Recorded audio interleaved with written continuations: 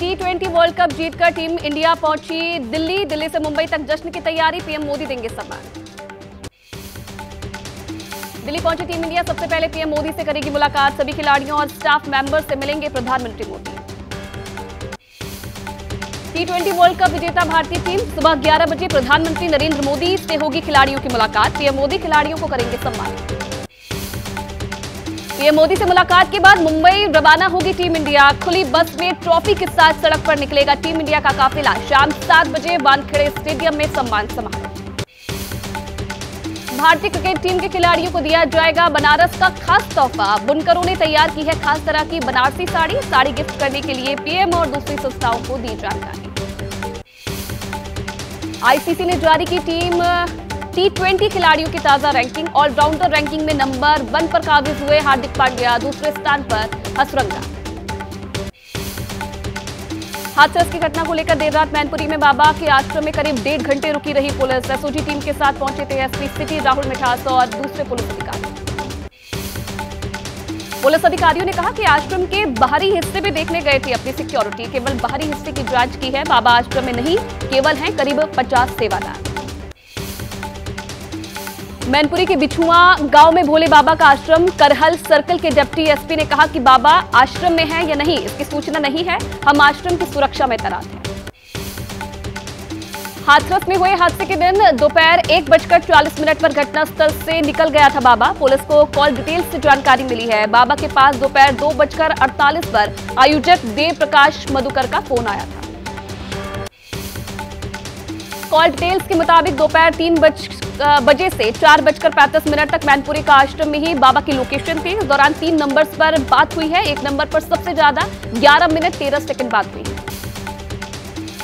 हाथरस की घटना के पीछे सीएम ने जताई साजिश की आशंका, अखिलेश पर भी साधा निशाना, कहा दर्दनाक घटना हुई और कुछ लोग राजनीति करके चोरी और सीना चोरी कर रहे हैं।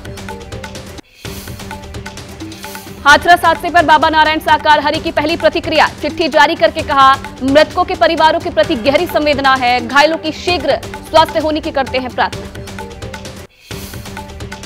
हाथरस हादसे को लेकर भोले बाबा के वकील एपी सिंह ने कहा कि आयोजित सत्संग में मची भगदड़ और 121 लोगों के मारे जाने के पीछे कुछ असामाजिक तत्वों का हाथ होने की संदेह।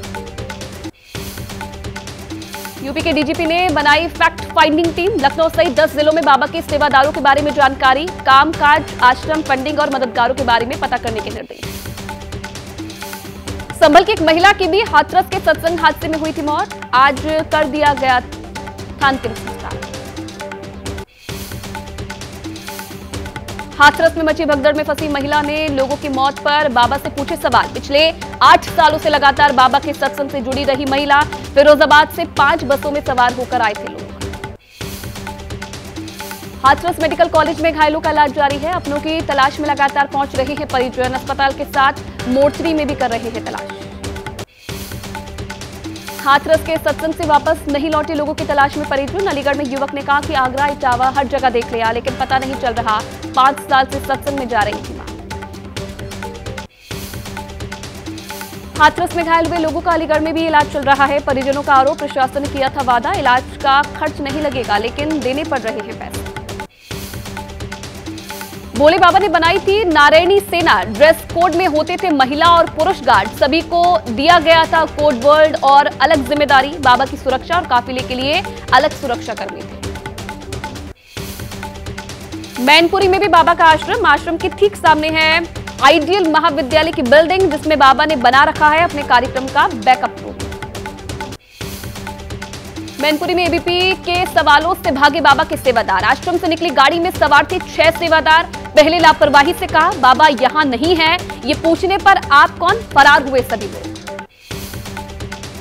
हाथरस के कार्यक्रम को लेकर लगाए गए पोस्टर में दिख रहा है संजू सफाई कर्मचारी के पद पर है तैनात, आयोजन स्थल के पास फुलरई गांव का रहने वाला है शख्स, ग्रामीणों ने कहा लोगों की करता है मदद।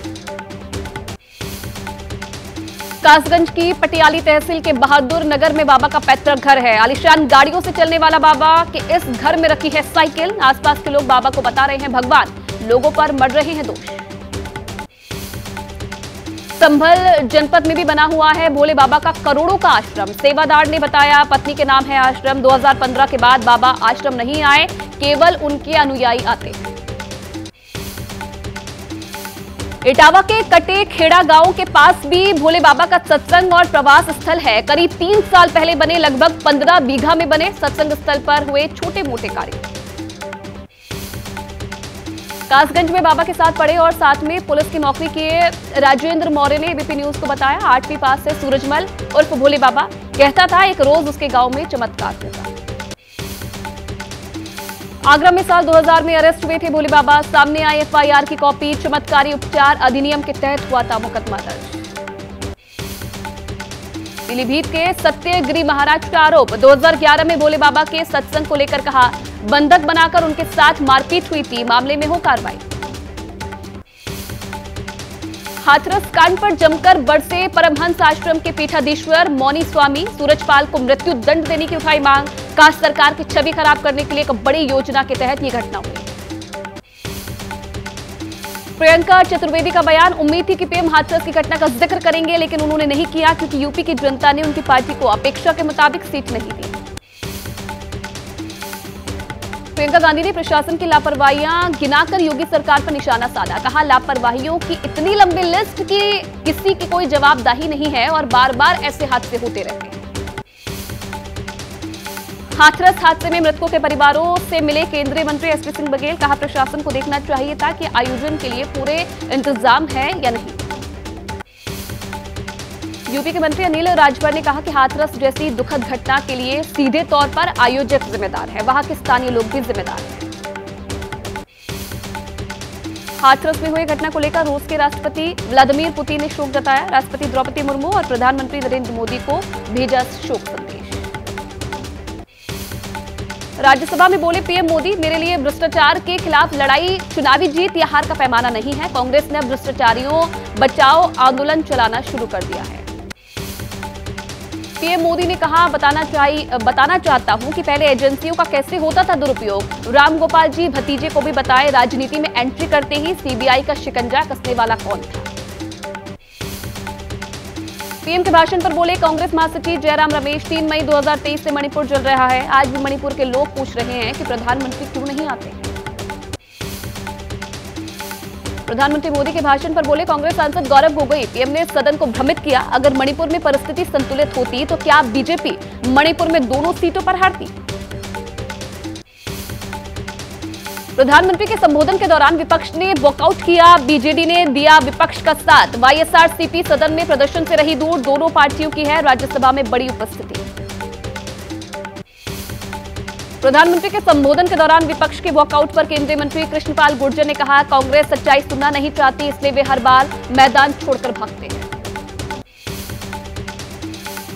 नेता प्रतिपक्ष राहुल गांधी का राजनाथ सिंह पर आरोप, कहा रक्षा मंत्री शहीद अग्निवीर के परिवार को मदद मिलने के बारे में सदन में झूठ बोला, उन्हें माफी मांगनी चाहिए। राज्यसभा में उठा नीट पेपर लीक का मामला, राष्ट्रपति के अभिभाषण पर धन्यवाद प्रस्ताव पर हुई चर्चा का जवाब देते हुए पीएम ने कहा अच्छा होता विपक्षी नेता पेपर लीक जैसे गंभीर मुद्दे पर राजनीति से ऊपर उठकर अपनी राय रखते। नीट यूजी पेपर लीक मामले में सीबीआई की बड़ी कार्रवाई, झारखंड के धनबाद से साजिशकर्ता अमन गिरफ्तार, केंद्रीय जांच एजेंसी की ओर से छठी गिरफ्तारी। दिल्ली में यूथ कांग्रेस कार्यकर्ताओं का प्रदर्शन, नीट पेपर लीक को लेकर सड़क पर उतरे यूथ कांग्रेस कार्यकर्ता, प्रदर्शन करके जाहिर की नाराजगी। नीट पेपर लीक को लेकर कोलकाता में सीबीआई की छापेमारी, झारखंड से जुड़े अमित नाम के शख्स के ठिकानों पर पहुंची सीबीआई, अमित नाम के शख्स का फ्लैट मिला बंद। भारतीय सेना ने एक्सपोस में कहा कि अग्निवीर अजय के परिजनों को दिए गए 98,39,000 करीब 1,65,00,000 रुपए की होगी कुल मदद। झारखंड के नेतृत्व में एक बार फिर बदलाव, चंपई सोरेन ने मुख्यमंत्री पद से दिया इस्तीफा, अब उनकी जगह हेमंत सोरेन झारखंड के होंगे अगले मुख्यमंत्री। और रांची में सत्ता पक्ष के विधायकों की बैठक में सीएम पद के लिए हेमंत सोरेन के नाम पर बनी सहमति, मौजूद थे चंपई सोरेन झारखंड कांग्रेस प्रभारी सहित इंडिया गठबंधन के दिग्गज नेता।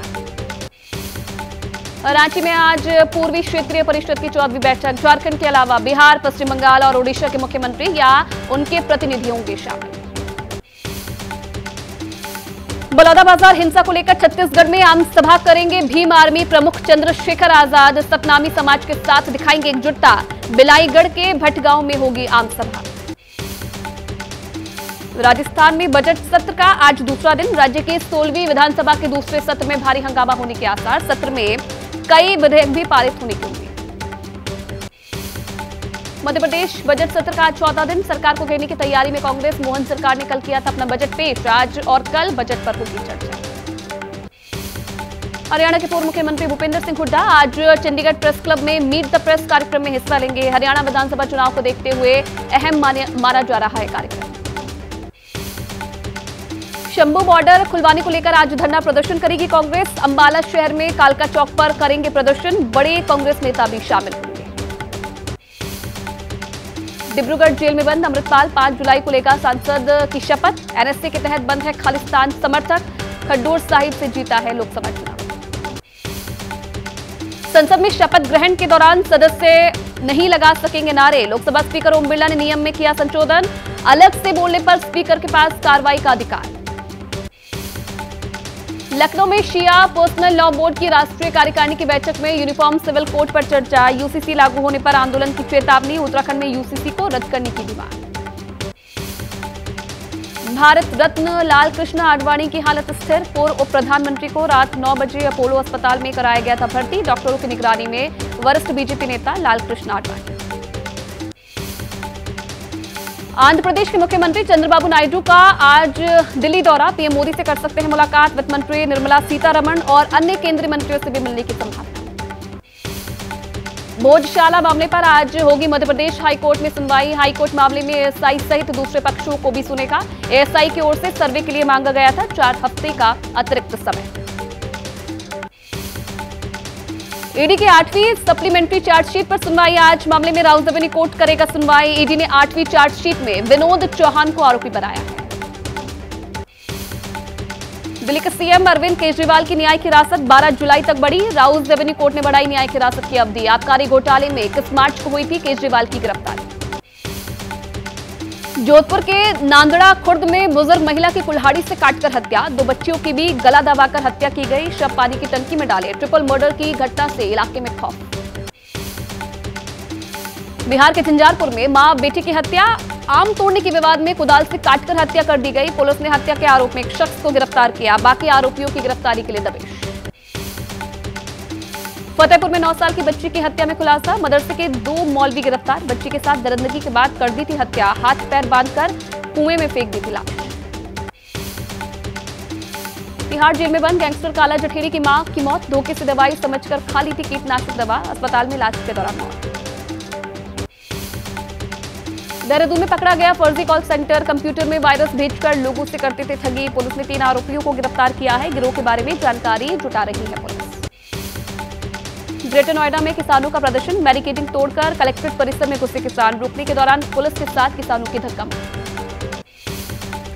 10% आबादी भूखंड और नए भूमि अधिग्रहण कानून को लागू करने की मांग। पिछले साल किसानों को मिला था उनकी मांगों को पूरा करने का आश्वासन, मगर अभी तक पूरी नहीं हो पाई मांगे। बिहार में फिर से हादसा। सीवान, मुजफ्फरपुर और छपरा में गिरे पुल। सीवान में भारी बारिश के कारण 35 साल पुरानी 2 पुलियां गिरी। लोगों के सामने आवाजाही की समस्या। बिहार के छपरा में जनता बाजार के ढोडनाथ मंदिर के पास गिरा पुल। करीब 10 साल पुराना पुल हुआ ध्वस्त। विधायक निधि से बनवाया गया था पुल। पुल निर्माण में करप्शन की आशंका। बिहार के मुजफ्फरपुर में बरसात के मौसम की शुरुआत होते ही मुश्किल बढ़ गई है। पानी की तेज धार में बह गया पुल। बारिश की वजह से बढ़ा बागमती नदी का जलस्तर। मुजफ्फरपुर में बागमती नदी पर बना पुल बहने से परेशानी। रोजमर्रा की जरूरतों के लिए भी अब लोगों को तय करनी पड़ रही है लंबी दूरी। जिला मुख्यालय जाने के लिए बोट के सहारे नदी पार कर रहे हैं लोग। असम और मेघालय के लिए मौसम विभाग का पूर्वानुमान। आज जो अलग अलग स्थानों पर भारी से बहुत भारी बारिश का अलर्ट है। एहतियात बरतने के निर्देश। नागालैंड, मणिपुर, मिजोरम में भारी बारिश की आशंका। तो त्रिपुरा में भी जारी हुआ भारी बारिश का अलर्ट। अलग अलग स्थानों पर हो सकती है बारिश। उत्तराखंड में भी आज भी मुसीबत बनकर बरस सकते हैं बादल। प्रदेश के कई स्थानों पर भारी से बहुत भारी बारिश की चेतावनी। नदी किनारों से लगते इलाकों में अलर्ट जारी। केदार घाटी में मुसीबत बनकर बरसी बारिश। रूमसी में बादल फटने से काफी नुकसान। स्कूल जाने वाला रास्ता तबाह हुआ। कृषि भूमि पर भरा पानी के साथ बहकर आया मलबा। उत्तराखंड के हल्द्वानी में मानसून की पहली बारिश बनी मुसीबत। शहर में जगह जगह जलभराव दिखे। एसडीएम और सिटी मजिस्ट्रेट ने किया जलभराव वाले इलाके का निरीक्षण। उत्तराखंड के लाल कुआं में बारिश के बाद कई इलाकों में भरा पानी। रेलवे स्टेशन पर जलभराव, ट्रैक पानी में डूबा तो कई मोहल्लों में भरा बारिश का पानी। सड़कों पर पानी भरने से आवाजाही में दिक्कत। साइबर सिटी गुरुग्राम में जल प्रलय जैसे हालात। आधी घंटे की बारिश ने खोली प्रशासन के दावों की पोल। सीवर लाइन से पानी का ओवरफ्लो, तालाब नजर आ रही हैं सड़कें। कई इलाकों में हालात बेहद खराब।